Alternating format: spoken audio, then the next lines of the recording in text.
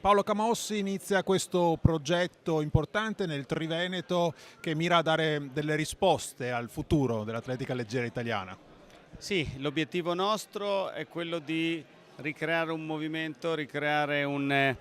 collegamento con gli atleti, ma soprattutto con gli allenatori, perché è giusto portare avanti gli atleti, dargli i consigli giusti, indicargli la strada con meno errori, ma la cosa importante per noi è insegnare agli allenatori come allenare nel modo migliore e soprattutto come allenare per far sì che i loro atleti riescano a durare nel tempo e da grandi fare l'attività assoluta.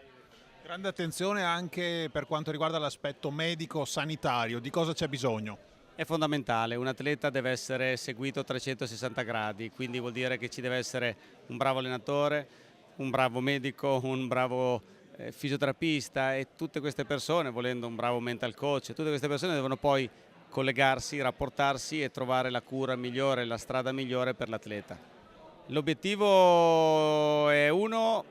instaurare in questi ragazzi davvero il virus dell'atletica, fargli accendere i fuochi che hanno dentro e che magari queste generazioni hanno un po' assopiti e poi sì, vagliando tanti atleti, cercando di far sì che facciano meno errori, se nel 2024 o anche prima arriva qualcuno che esce da questo club, gruppo, team, chiamiamolo come si voglia, è una grande soddisfazione.